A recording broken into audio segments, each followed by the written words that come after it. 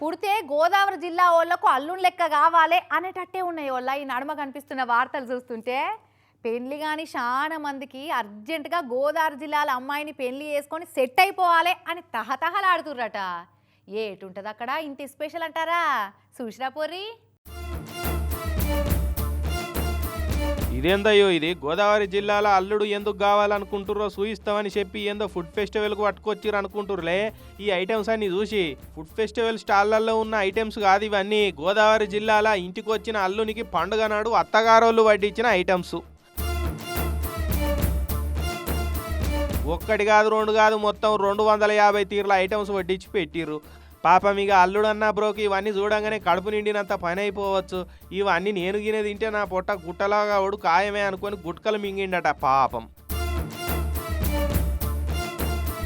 కాకినాడ కాడుండే కొలిశెట్టి రాంబాబు అనేటోళ్ళు తొలిసూరి సంక్రాంతికి ఇంటికి వచ్చిన అల్లుడు రాజీవ్ గాంధీకి ఈ తీర్ల రాజీ లేకుండా ఐటమ్స్ వడ్డించి ఆరగించామన్నారు.